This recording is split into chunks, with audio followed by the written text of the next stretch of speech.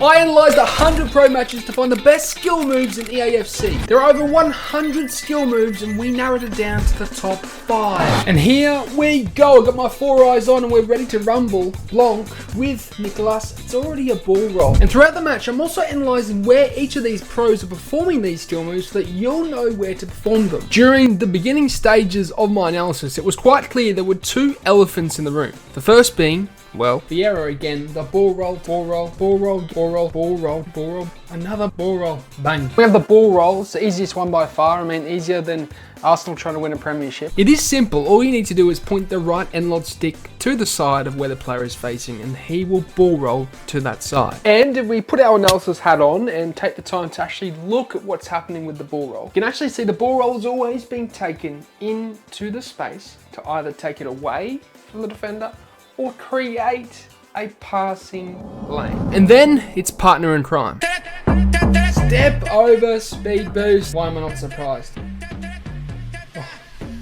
Canberra, another step over, speed boost, bang! Anders, the man himself again, taking that ball to space. Step over, speed boost, ball roll, the combo of dreams. Speed boost to space. Ooh, the backwards exit. Mix it up. And another step over, speed boost to the channel, to the space. We then have the step over. Probably the most meta skill moves out of the 2. All you need to do is point the right analog stick forwards, rotate around to the side, and then use the left analog stick to exit out to that side. If you want to do the speed boost, just exit to the front and hold the sprint button. And when you take a look, you can quite clearly see there is always a channel that they are hitting. Whenever they perform the speed boost, through that channel, straight through the gap, and it's unstoppable. As we progressed game by game, our next candidate became more and more obvious. The ball roll straight exit, and the directional nutmeg pass. Another one. The directional nutmeg pass. We're seeing a trend. The directional nutmeg pass was a staple in every pro attack, and it was simply too good to leave out. Hence, this is how to perform the directional nutmeg pass. Just hold L1 and R1 and flick the right analog stick to the side of where the player is facing, and as he performs it, just press the pass button. And you can quite clearly see that they are always using the defender's momentum against them. And they are essentially dragging it back to create that lane inside. So whenever a defender is running against you, take it the opposite way with the directional nutmeg and then pass instantly to create the lane. Scott Burners. Scott Burners. Ball roll scoop. Scott Burners, eh?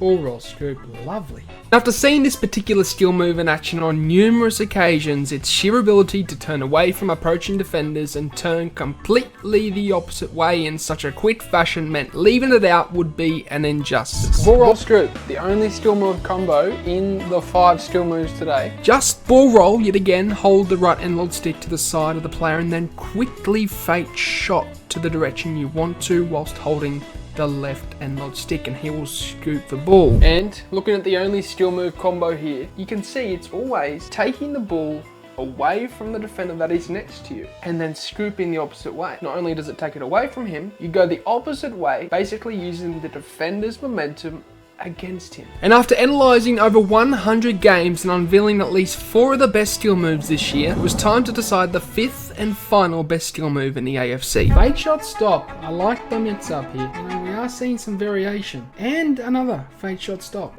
Ooh. Little flicky. And Ronaldinho, the feint forward and turn. However, with so many effective skill moves performed throughout, this would be one of the hardest decisions of my life. However, there was one skill move that simply stood out from the rest.